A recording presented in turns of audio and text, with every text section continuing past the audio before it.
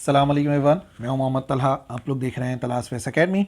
आज हम लोग सॉल्व करेंगे क्लास 10 के यूनिट 14 यानी कि इलेक्ट्रोस्टैटिक्स के न्यूमेरिकल्स, जो कि रिलेटेड हैं इलेक्ट्रोस्टैटिक्स और इलेक्ट्रिक फील्ड वगैरह से रिलेटेड। तो वन बाय वन स्टार्ट करते हैं, starting with question number 1। What is the electric force of repulsion between two electrons at a distance of 1 metre. दो इलेक्ट्रॉन्स हैं, ठीक है। लेट से एक ये इलेक्ट्रॉन आ गया और एक ये इलेक्ट्रॉन आ गया। तो हमें पता है इलेक्ट्रॉन पे होते हैं नेगेटिव चार्जेस, तो दोनों पे नेगेटिव चार्जेस होंगे और इनके दरमियान का डिस्टेंस हमें गिवन है। इन दोनों के दरमियान का डिस्टेंस है 1 मीटर। तो यकीनन ये एक दूसरे को रिपेल कर रहे होंगे। ये जो है वो इसको रिपेल करेगा, यानी कि दोनों अवे मूव कर रहे होंगे। जो फोर्स होगी वो अवे वाली हो रही होगी। तो सवाल ये है कि वो इलेक्ट्रोस्टैटिक फोर्स कितनी होगी, उसको हम एफ से शो कर देंगे। वही बेसिकली हमें मालूम करनी है। अब बात यह है, डेटा बनाते हुए इस बात का ध्यान रखना, हमें जो है वो डिस्टेंस गिवन है। डिस्टेंस कितना गिवन है? Distance between charges, distance between charges given है इक्वल टू 1 मीटर, ठीक है। कुछ कन्वर्ट करने की ज़रूरत नहीं है। अच्छा, चार्ज ऑन इलेक्ट्रॉन, इलेक्ट्रॉन पे जो चार्ज होता है वो गिवन भी हो सकता है, या फिर आप उसको याद भी रख लो तो अच्छी बात है। वैसे गिवन होगा पेपर के अंदर ये, जिसको हम Q1 और Q2 दोनों एक ही के बराबर होंगे और वो बराबर होते हैं 1.6 10 raise to the power -19 coulomb. जो इलेक्ट्रॉन है ना उसके ऊपर इतना चार्ज होता है। तो डिस्टेंस आ गया हमारे पास 1 मीटर, चार्जेस आ गए और बेसिकली हमें मालूम करनी है इलेक्ट्रिक फोर्स ऑफ रिपल्जन। जो रिपल्जन की फोर्स है वो हमें मालूम करनी है। एफ से जाहिर कर देंगे इसको, ठीक है जी। तो ये डेटा बन गया। अब पता है आपको दो चार्जेस के दरमियान की जो फोर्स है बेसिकली वो हम लोग मालूम करते हैं कूलम्स लॉ से। According to Coulomb's law, Coulomb's law को अगर यूज़ करते हैं तो according to Coulomb's law F बराबर होता है के कूलम्स कांस्टेंट, जो कि आपको याद होना चाहिए। Q1 पहला चार्ज, Q2 दूसरा चार्ज और दोनों के दरमियान के डिस्टेंस जिसको हम शो करेंगे R से। तो K आ गया, Q1 आ गया, Q2 आ गया और R आ गया। K मैंने बताया कूलम्स कांस्टेंट है, याद रखना है 9 एक्सपोनेंट 9। Q1 Q2 दोनों बराबर हैं, दोनों क्योंकि इलेक्ट्रॉन है और इलेक्ट्रॉन पे इतना ही चार्ज होता है 1.6 10 रेज टू द पावर -19। फिर इधर भी आ जाएगा 1.6 10 raise to the power -19 divided by r का स्क्वायर। आर क्या हो गया? डिस्टेंस, और डिस्टेंस है 1, तो 1 का स्क्वायर। 1 का स्क्वायर का इतना मसला नहीं है। अब यहाँ पे आप क्या कर लो, नंबर्स को अलग कर लो, एक्सपोनेंट्स को अलग कर लो, क्योंकि आपने इसको सिंपल कैलकुलेटर सॉल्व करना है। तो 9 इंटू 1.6 इंटू 1.6 और बाकी एक्सपोनेंट्स कितने हो जाएंगे? एक्सपोनेंट्स हो जाएंगे 10 raise to the power 9 into 10 raise to the power -19, 10 raise to the power -19। नीचे 1 का स्क्वायर लिखा है वो तो 1 ही हो जाएगा, तो प्रॉब्लम नहीं है। 9 इंटू 1.6 इंटू 1.6 नंबर्स को सॉल्व करके आया 23.04, ठीक है। और उसके बाद एक्सपोनेंट सॉल्व कर लो, exponents bases same, powers add. तो 9 -19 और -19, तो 9 में से आप माइनस कराइए 19 और फिर दोबारा माइनस करा दीजिए 19, तो आंसर आ जाएगा -29। तो ये आ जाएगा answer 23.04 10 raise to the power minus का 29। और फोर्स की बात हो रही है तो फोर्स का SI यूनिट होता है न्यूटन, ठीक है। ये आ जाएगी हमारे पास force 23.04 10 raise to the power -29 newton. और अगर आप डेसिमल को शिफ्ट करना चाहो तो आप डेसिमल को शिफ्ट भी कर सकते हो। डेसिमल को इधर शिफ्ट करोगे 2.3 बनाओगे, तो इसी आंसर को हम ऐसे भी लिख सकते हैं कि F is equal to 2.30 10 raise to the power minus का 28 न्यूटन, ठीक है।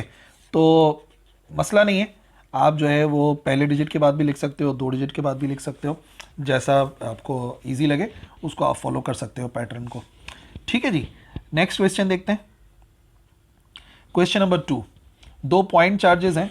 पहला पॉइंट चार्ज है 5 माइक्रोकूलम का, ये माइक्रोकूलम लिखा हुआ है, और ये है दूसरा चार्ज 3 माइक्रोकूलम का, और वो रखे हुए हैं एक दूसरे से 5 सेंटीमीटर के फासले पे। So what will be the Coulomb's force between them. वैसा ही है, पहले वाले न्यूमेरिकल में इलेक्ट्रॉन्स गिवन थे, यहाँ पे 2 अलग अलग चार्जेस गिवन है। डेटा बना लेते हैं, ठीक है जी। तो सबसे पहले पहला चार्ज गिवन है Q1, कितना है? 5 माइक्रोकूलम।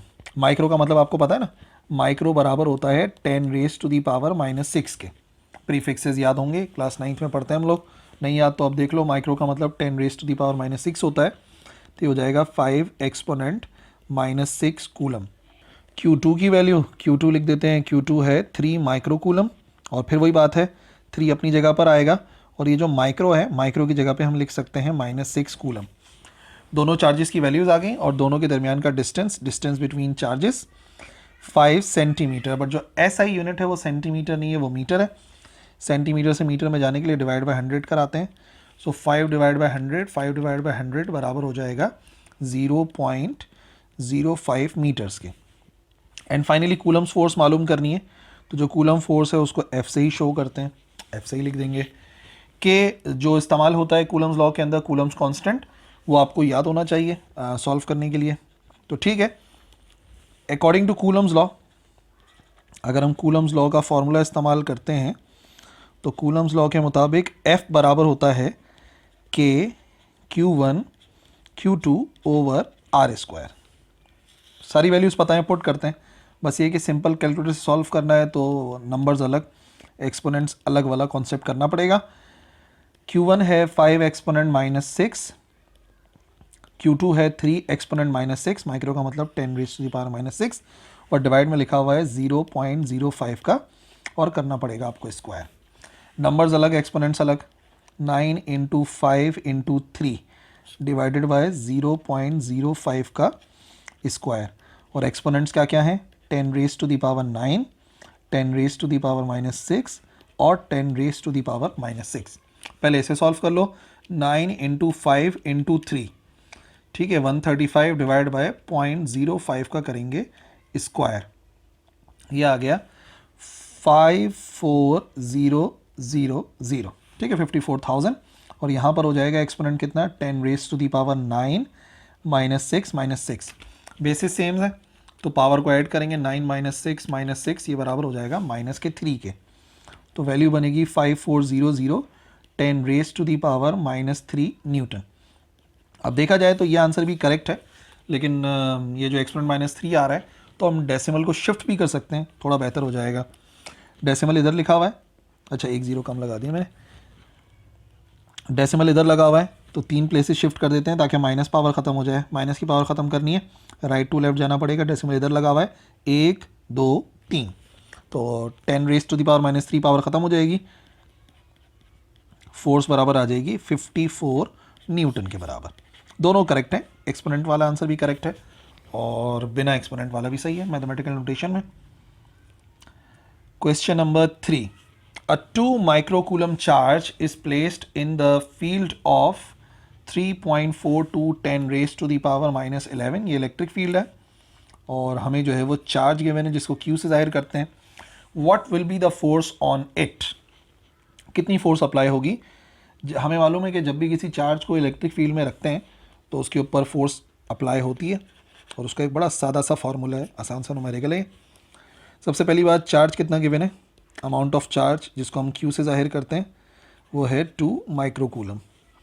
इलेक्ट्रिक इंटेंसिटी जिसे हम E से शो करते हैं, इलेक्ट्रिक इंटेंसिटी इसे हम जाहिर करते हैं E से, और ये हो जाएगी 3.42 10 raise to the power 11 newton पर कूलम। सवाल ये है कि इसके ऊपर फोर्स कितनी अप्लाई होगी, F हमें मालूम करना है। तो यहाँ पर इस्तेमाल करेंगे इलेक्ट्रिक इंटेंसिटी की ही डेफिनेशन।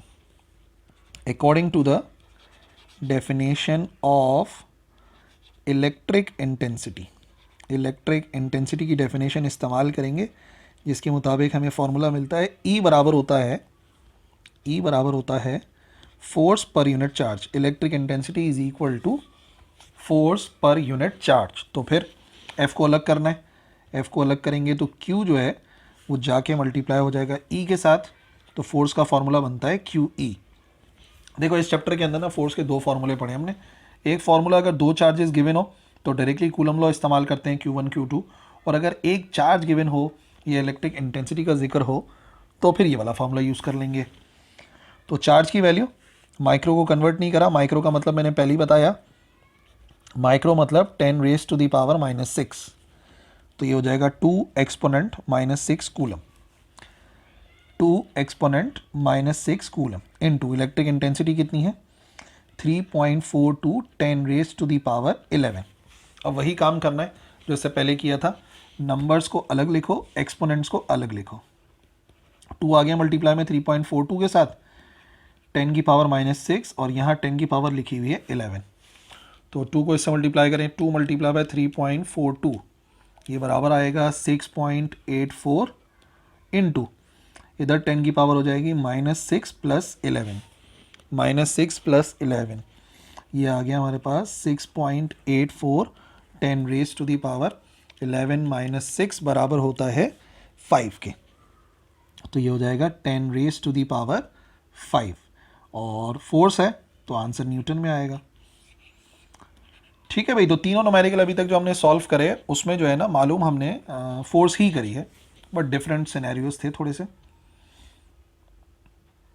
क्वेश्चन नंबर 4 अब एक कैपेसिटर से रिलेटेड है न्यूमेरिकल, तो ठीक है इसको देखते हैं। What is the charge on capacitor, capacitor पे कितना चार्ज है वो हमें मालूम करना है। ए 400 माइक्रोफैराड 40 माइक्रोफैराड ये उसकी कैपेसिटेंस गिवन है, has a potential difference of 6 volt, ये उसके वोल्टेज गिवन है।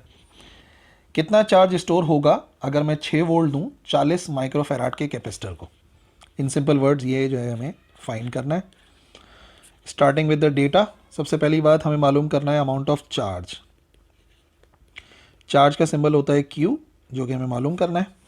फिर आ गया कैपेसिटेंस कितनी है, कैपेसिटर की कैपेसिटेंस कितनी है, कैपेसिटेंस को C से जाहिर करते हैं और वो है 40 माइक्रोफैराड। माइक्रो का मतलब क्या होता है, माइक्रो का मतलब होता है 10 रेज टू दी पावर -6, तो 40 10 raise to the power -6 farad. और पोटेंशियल डिफरेंस हमें गिवन है, तो पोटेंशियल डिफरेंस जिसे हम V से जाहिर करते हैं ये बराबर आ जाएगा 6 वोल्ट के। आसान है, बहुत ही आसान सा है। एक ही फॉर्मूला है कैपेसिटेंस का, जहाँ पर एक कैपेसिटर की कैपेसिटेंस की बात होती है। हमें मालूम है वो फार्मूला होता है Q बराबर होता है CV के, या C बराबर होता है Q और V के। जो कैपेसिटेंस की डेफिनेशन है ना, कैपेसिटेंस बराबर होती है C is equal to Q over V। तो इसी फॉर्मूले को रीअरेंज करेंगे तो Q बराबर आ जाएगा C ओवर V के। Q की वैल्यू चाहिए C है 40 और microfarad 10 raise to the power -6, voltage है 6। तो मैंने कहा था ना नंबर्स को अलग लिखो, एक्सपोनेंट्स को अलग लिखो। नंबर्स को अलग लिखा तो ये आ गया 40 इंटू 6, 40 इंटू 6 ये हो गया 240 और 10 रेज टू दी पावर -6। ठीक है, और बात हो रही थी यहाँ पर चार्ज की, और चार्ज का यूनिट होता है कूलम। तो ये आपका सीधा सीधा आंसर आ सकता है 40 इंटू 6। पर फिर वही बात है, आप अगर कहीं पर इसका आंसर डिफरेंट भी देख सकते हो, क्योंकि जो डेसिमल है इसको हम शिफ्ट भी कर सकते हैं। तो फॉर एग्जांपल अगर मैं इस डेसिमल को चाहूँ, ये डेसिमल यहाँ लगा हुआ है, तो 1 2 शिफ्ट कर सकता हूँ, इसको मैं 2.4 बना सकता हूँ। तो Q बराबर आ जाएगा 2.4 10 रेज टू दी पावर। जब भी राइट से लेफ़्ट पर जाते हैं, राइट से लेफ़्ट पर जाते हैं तो माइनस होती है, जो चार्ज होता है उसमें उसकी वैल्यू में कमी आती है सिर्फ ना, तो वैल्यू की कमी का मतलब हो गया -4, या आप ऐसे समझ लो हमने प्लस कर लिया। वैल्यू माइनस होती है और वैसे देखा जाए तो प्लस माइनस जो है वो ये ऐड हो रहा होगा इधर। दोनों आंसर्स करेक्ट हैं, इस बात से परेशान नहीं होना कि मैं दो आंसर क्यों बता रहा हूँ। बात ये है कि हो सकता है कि आप किसी बुक में सोल्यूशन में या आपके टीचर ने ये वाला बताया हो, तो कहने का मकसद ये है कि सिंपल कैलकुलेटर से तो यही आंसर आएगा, बट उसको आप कन्वर्ट कर सकते हो। ठीक है जी, अब आ जाइए क्वेश्चन नंबर 5 पर। The potential difference between 2 points is 100 volt. ये पोटेंशियल डिफरेंस है, वोल्टेज है।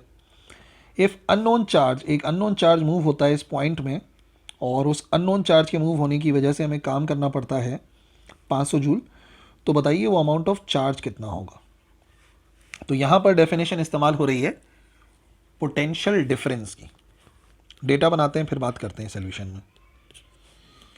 तो पहली बात हमें गिवन है पोटेंशियल डिफरेंस, दो पॉइंट्स के दरमियान के पोटेंशियल का फ़र्क गिवन है। पोटेंशियल डिफरेंस जिसे हम वोल्टेज भी कहते हैं, V है और वो है 100 वोल्ट। ठीक है जी, चार्ज को मूव कराया तो हमें काम कितना करना पड़ा, उस चार्ज को मूव कराने के लिए हमें काम करना पड़ा, तो वो हो जाएगा W, 500 जूल है। ठीक है जी, so find the amount of charge, charge की वैल्यू मालूम करनी है, क्यू हमें मालूम करना है। ठीक है जी। तो यकीनन जो इलेक्ट्रिसिटी हमारे घरों में मूव होती है एक पॉइंट से दूसरे पॉइंट पे, उसके लिए हमें एनर्जी इस्तेमाल करनी पड़ती है, काम करना पड़ता है। तो इसी तरीके से 500 जूल इस न्यूमेरिकल में काम हुआ है। और अब हम देखेंगे कि इस काम के नतीजे में कितना चार्ज मूव करता है। यहाँ पे डेफिनेशन इस्तेमाल होगी पोटेंशियल डिफरेंस की। पोटेंशियल डिफरेंस की डेफिनेशन हमने पढ़ी इस चैप्टर के अंदर, और उस डेफिनेशन के मुताबिक पोटेंशियल डिफरेंस बराबर होता है वर्क डन पर यूनिट चार्ज। कितना काम किया जा रहा है पर यूनिट चार्ज, उसी को पोटेंशियल डिफरेंस कहते हैं। सो पोटेंशियल डिफरेंस की जगह पे उसकी वैल्यू पुट करते हैं। कितना गिवन है पोटेंशियल डिफरेंस? पोटेंशियल डिफरेंस है 100 is equal to work done किया गया है 500 और ये आगे वैल्यू ऑफ चार्ज। क्यू को अलग करना है, क्यू को डिवाइड से मल्टीप्लाई में लेके जाओ, और ये जो 100 है ये मल्टीप्लाई से आ जाएगा डिवाइड में। तो इससे आसान क्या होगा, 2 0 से 2 0 कैंसिल, क्यू बराबर आ गया 5 के, और क्यू की बात हो रही है चार्ज की, तो चार्ज का यूनिट होता है कूलम। तो इसका मतलब ये हुआ कि इस केस के अंदर जो चार्ज मूव हो रहा था, अननोन चार्ज जिस पर वर्क डन 500 जूल था, वो बराबर होगा 5 कूलम के। ठीक है जी। तो हो गए डिफरेंट टाइप्स ऑफ न्यूमेरिकल। अब ये एक आखिरी न्यूमेरिकल है जो कि कॉम्बिनेशन ऑफ कैपेसिटर से रिलेटेड है। यहाँ पे ऐसा कह रहे हैं कि 3 कैपेसिटर्स हैं, एक है 4 माइक्रो फैराड का, ये भी माइक्रो फैराड है, ये भी माइक्रो फैराड है, और 2 माइक्रो फैराड का सीरीज़ के अंदर लगाया है। तो इनकी इक्विवेलेंट कैपेसिटेंस कितनी होगी? मतलब ये एक कैपेसिटर ये आ गया C1 जो कि 4 माइक्रो फैराड का है, इसी के साथ एक दूसरा कैपेसिटर आ गया C2, ये 3 माइक्रो फैराड का है, और ये है 2 माइक्रो फैराड के बराबर। मालूम यह करना है कि ये सारे के सारे कितने कैपेसिटर के बराबर हो सकते हैं, सी कर देंगे जो इक्विवेलेंट कैपेसिटेंस है ना। तो ठीक है, डेटा फॉर्म करते हैं दोनों की वैल्यू। C1 कितना है? C1 है 4 माइक्रो फैराड। C2 कितना है? C2 है 3 माइक्रो फैराड, और इसी तरीके से C3 है 2 माइक्रो फैराड। और हम मालूम करना चाहते हैं इनकी इक्विवेलेंट कैपेसिटेंस, यानी कि टोटल कितनी कैपेसिटेंस बनती है। तो कॉम्बिनेशन ऑफ कैपेसिटर्स को पढ़ा जा चुका है। सीरीज़ के लिए अलग फार्मूला है, पैरेलल के लिए अलग फार्मूला है। यहाँ पे बात हो रही है सीरीज़ की, ठीक है ना। तो हम सीरीज़ के कॉम्बिनेशन का फार्मूला इस्तेमाल करेंगे। Since C1 C2 and C3 are connected, इनको कैसे कनेक्ट किया गया है? Are connected in series. और जब भी कैपेसिटर्स सीरीज़ में जुड़े होते हैं तो उसके लिए उनके रेसिप्रोकल्स ऐड होते हैं। 1/C1 plus 1/C2 plus 1/C3 बराबर आ जाएगा 1/C के। ठीक है जी। तो वैल्यूज पुट कर देते हैं। अच्छा, कन्वर्ट नहीं कर रहा मैं इस न्यूमेरिकल के अंदर, क्योंकि और तो कोई फैक्टर इस्तेमाल नहीं हो रहा। जो भी चीज़ इस्तेमाल हो रही है वो सब की सब फैराड में ही है, तो आंसर भी माइक्रो फैराड में आ जाएगा डायरेक्टली। तो हमें कन्वर्ट करने की ज़रूरत ही नहीं है किसी को। CV अगर कुछ और लिखा हुआ होता तो कन्वर्ट करना ज़रूरी होता, बट इस पूरे फॉर्मूले के अंदर सिर्फ कैपेसिटेंस है, तो माइक्रो फैराड में ही सॉल्व करके आंसर भी माइक्रो में ही आ जाएगा। सो 1/C1 कितना था? C1 था 4। वैसे तो आगे पीछे लिखने से कोई फ़र्क नहीं पड़ता, लेकिन फिर भी चलो 1/4 प्लस 1/3 प्लस 1/2। ठीक है, LCM ले लेते हैं। अब LCM लेने का सिंपल सा तरीक़ेकार जो मैं बच्चों को बताता रहता हूँ, एक तो क्रॉस मल्टीप्लाई वाला होता है, और भी तरीक़ेकार होता है। ऐसा किसी ऐसे नंबर से इन सबको मल्टीप्लाई कराओ कि डिनोमिनेटर सेम हो जाए। ठीक है, तो एक काम करते हैं, डिनोमिनेटर को सेम करने के लिए 2 मल्टीप्लाई बाय कर देते हैं 6, तो ऊपर भी 6 से मल्टीप्लाई करना पड़ेगा। यहाँ पर नीचे 12 करना चाह रहा हूँ मैं, तो 3 4s are 12, तो ऊपर भी मल्टीप्लाई बाय 4 करना पड़ेगा। और इसी तरीके से 4 मल्टीप्लाई बाय 3, तो ऊपर भी मल्टीप्लाई करना पड़ेगा 3 से। तो अब देखो नीचे क्या बनेगा, इधर आ जाएगा 3/12, इधर आ जाएगा 4/12, और इधर आ जाएगा 6/12। फाइनली इन सबको ऐड कर देंगे, LCM जैसे लिया जाता है, जो LCM लेने का तरीक़ेकार है। 1/C बराबर आएगा, LCM आएगा 12, और ऊपर आएगा 3 + 4 + 6। कितना हो गया? 3 + 4 + 6, ये बराबर हो गया 13/12। बट ये आंसर 1/C का आ रहा है, C का नहीं आ रहा है, तो हमें तो आंसर C का चाहिए।